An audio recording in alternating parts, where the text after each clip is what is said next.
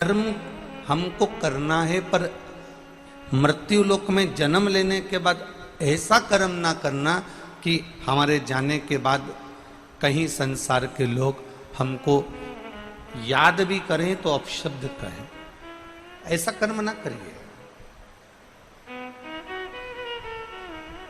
कितने बड़े बड़े दानी हुए, कितने बड़े बड़े धर्मात्मा हुए, कितने बड़े बड़े सत्कर्मी हुए। दानियों में भी गिनती होती है राजा कर्ण की। एक गिनती राजा कर्ण की हो रही है। अर्जुन को एक बार क्रोध आ गया। अर्जुन ने कहा बताओ, मैं भी तो इतना दान करता हूं, मैं भी तो इतना पुण्य करता हूं, मैं भी इतना सत्कर्म करता हूं, फिर दानियों में मेरा नाम क्यों नहीं आता, राजा कर्ण का नाम क्यों आता है? ये राजा कर्ण का नाम आखिर दानियों में कर्ण का ही नाम क्यों आता है? मैंने भी तो इतना दान करा, मैंने भी तो इतना पुण्य करा, मैंने भी तो इतना सत्कर्म करा, मैं भी तो इतना दान देता हूं। अर्जुन कहते हैं कि मैंने जिंदगी में जितना दान दिया शायद राजा कर्ण ने नहीं दिया होगा, मैंने जितना धर्म करा शायद राजा कर्ण ने नहीं किया होगा। जब इतना दान, इतना धर्म, इतना पुण्य, इतना सत्कर्म अर्जुन कर रहे हैं कि मैंने करा, फिर दान वीरों में मेरी गिनती क्यों नहीं है?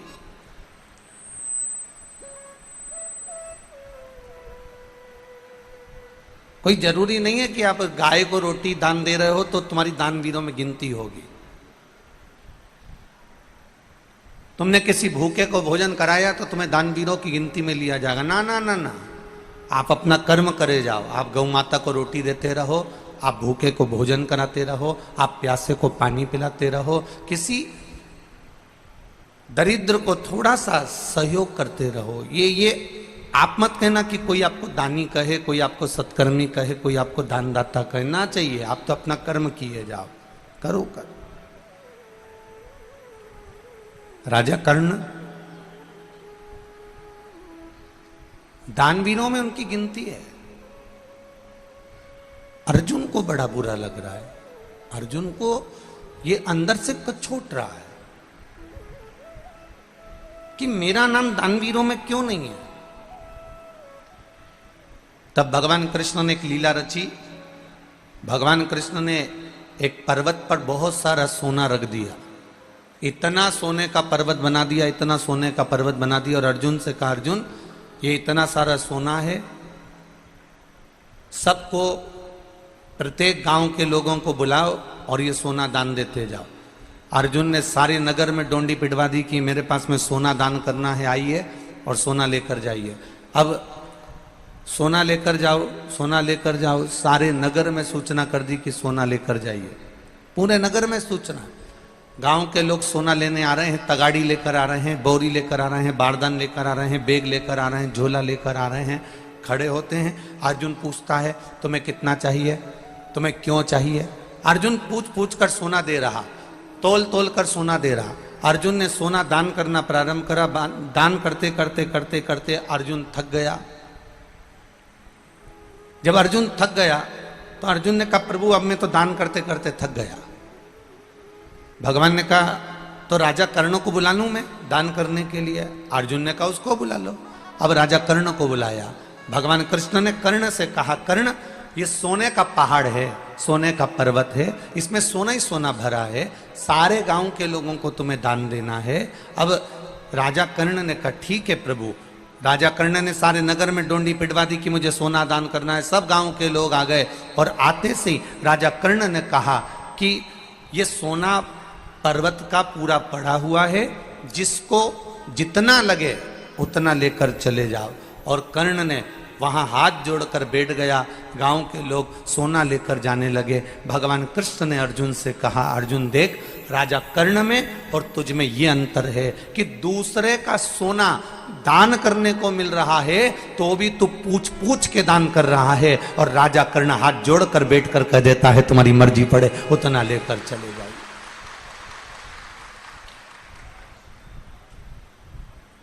आपकी जितनी मर्जी उतना लेकर चले जाओ, आपको जितना लगता हो उतना लेकर चले जाओ, आपको जितना लग रहा है आप उतना लेकर पहुंच जाओ।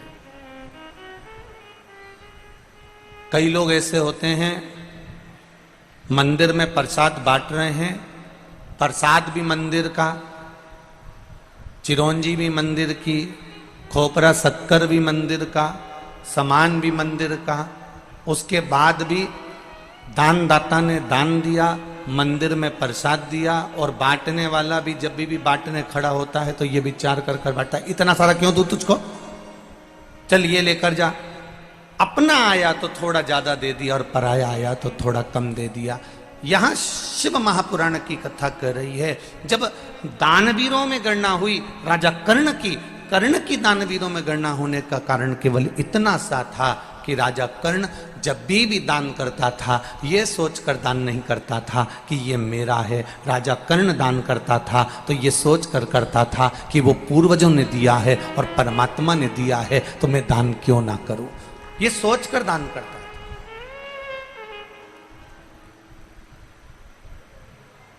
जिस दिन घर की बहुएं घर के लोगों को भोजन कराते समय, घर के सास ससुर को भोजन कराते समय, माता पिता को भोजन कराते समय, घर के देवर जेठ को भोजन कराते समय, घर के प्रत्येक व्यक्ति को कराते समय, जिस दिन घर की बहुएं ये जान जाए कि ये भोजन करने वाला मेरा देवर नहीं, ये भोजन करने वाला मेरा जेठ नहीं, ये भोजन करने वाले मेरे सास नहीं, ये भोजन करने वाला मेरा ससुर नहीं, ये भोजन करने वाला तो मेरा देव अधिदेव महादेव है, ये जानकर जिस दिन भोजन कराए तो उस दिन भोजन का स्वाद बढ़ जाता, उस दिन भोजन का स्वाद बढ़ जाता।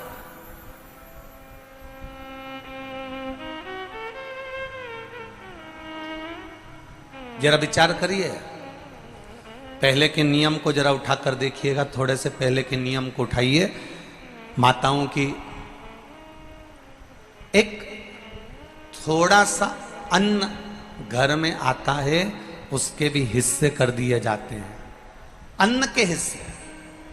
एक अन्न कटोरी भर के चिड़िया को चले जाता है, एक अन्न का भाग चींटी को चले जाता है, एक अन्न का भाग मछली को चले जाता है, एक अन्न का भाग हमारे काम आता है, एक अन्न का भाग किसी अतिथि के काम आता है, एक अन्न का भाग किसी को दान के काम आता है। पर आज लोगों की जो सोच है, आज लोगों का जो विचार है, आज मित्र हो गई।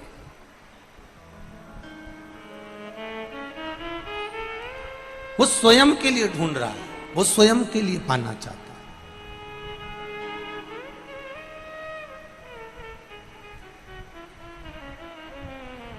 भजन करने वाले कम मिलेंगे। हम तो दूसरे की क्या कहें, हम अपनी भी बात करें। अगर आज के जमाने के नए नवयुवक ब्राह्मणों के बच्चों से कहा जाए कि तुम गुरुकुल जाओ, विद्या अध्ययन करो, वेद पुराण शास्त्र पढ़ो, जाओ यज्ञोपवीत धारण करो, मस्तक पर चोटी धारण करो, माथे पर तिलक लगाओ, जाओ गुरु के दरवाजे पर जाओ और थोड़ी विद्या अध्ययन करो, तो आज के जमाने के नवयुवक बच्चे कहते हैं पिताजी कि हम कर लें, मना नहीं है, काका जी हम कर लें, मना नहीं है। पर दिक्कत केवल इतनी सी है, दिक्कत केवल एक बात की है,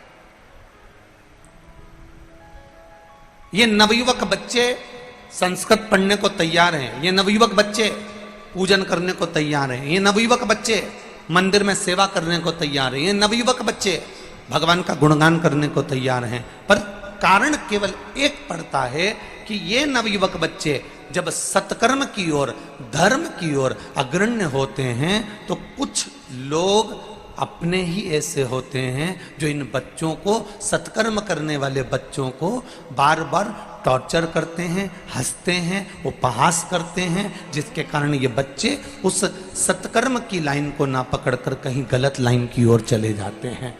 फिर हमको दुख होता है कि ये क्यों हो गया, किस कारण हो गया, कारण क्या बन गया, फिर हमको दुख होता है।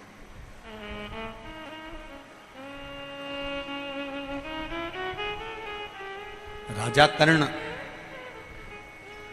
दानवीर है, राजा हरिश्चंद्र दानवीर हैं, पर शिव महापुराण की कथा कह रही है कि इन दानवीरों की लिस्ट में एक दानवीर बड़ा विचित्र है, जिसकी बराबरी दुनिया का कोई दानवीर नहीं कर सका।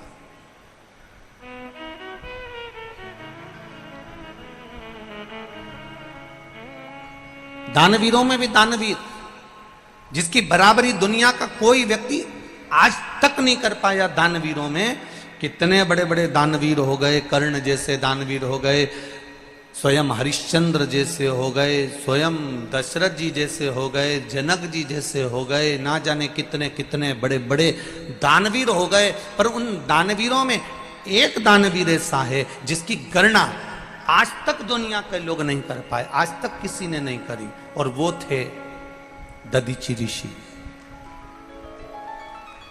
केवल एक, क्या नाम है उनका, जम के बोलो जरा, दधीचि ऋषि। दानवीरों में केवल एक दानवीर इतने प्रबल थे, दधीचि ऋषि।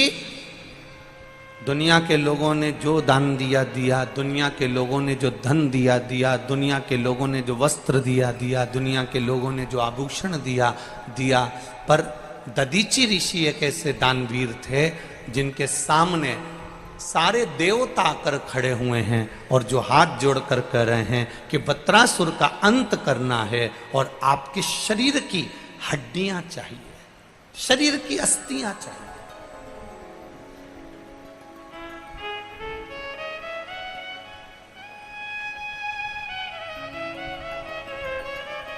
आपके शरीर की केवल अस्थियां दे दीजिए। इंद्र को भी संकोच हो रहा था दधीचि ऋषि से अस्थियां मांगने में। इंद्र को भी संकोच हो रहा था दधीचि ऋषि से उनकी हड्डियां मांगने में। क्यों? क्योंकि दधीचि ऋषि के जो पिता थे अथर्वा, दधीचि ऋषि के पिता ऋषि अथर्वा और दधीचि ऋषि की माता शांति देवी, जो कि शिव भक्ति में लगे रहते थे। इनकी शिव भक्ति करने का तरीका अलग था।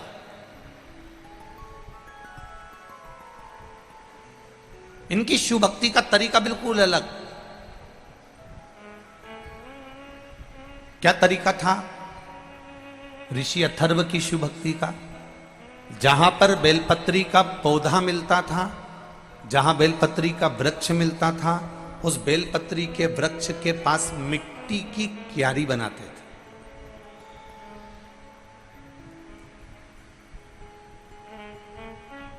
और मिट्टी की क्यारी बनाकर, आप लोगों ने देखा होगा, कभी कभी आप लोगों ने भी ऐसा करा होगा कि जो पौधा होता है, पौधे के आसपास थोड़ी थोड़ी सी मिट्टी इकट्ठी करके चारों तरफ से उसकी क्यारी बना लेते हो, चारों तरफ से उसकी क्यारी बना लेते हो। पर ऋषि अथर्व का एक नियम था कि जो ये, जैसे आप समझिएगा, जैसे ये थोड़ा सा माला आप लोगों ने ऐसी रखी और बीच में एक पौधा है और वो पौधा यहाँ पर है और उसके आसपास में मिट्टी चारों तरफ से लगाई, बीच में थोड़ी जगह छोड़ दी, जलाधारी जैसी। पर ऋषि अथर्व, दधीचि ऋषि के पिता, पौधे को रखकर, ये पौधा है और इसके आसपास में जो क्यारी बनाते थे, वो क्यारी पूरी चारों तरफ से पैक नहीं करते थे। ऋषि अथर्व क्या करते थे कि उस क्यारी को पैक करने की जगह पौधे के आसपास गोल क्यारी बनाई और क्यारी बनाकर एक छोटी सी जगह छोड़कर ऐसी लंबी जगह वहां से छोड़ देते थे। जैसे आप लोग मट्टी का जो पार्थिव का जो शिवलिंग बनाते हो ना, पार्थिव शिवलिंग, तो पार्थिव शिवलिंग बनाते समय क्या करते हो, नीचे की जो जलाधारी है उसको बनाते हो, बना के थोड़ा लंबा कर देते हो, जलाधारी जैसा, जलाधारी जैसा लंबा कर दिया। तो दधीचि ऋषि के पिता ऋषि अथर्व जलाधारी की जैसे ही आकृति बनाते थे। बेलपत्री के पेड़ के आसपास, जहां बेलपत्री का पौधा होता था, जहां बेलपत्री का वृक्ष होता था, जहां बेलपत्री का पेड़ लगा होता था, उसके आसपास क्यारी बनाकर थोड़ी सी जगह छोड़ देते थे।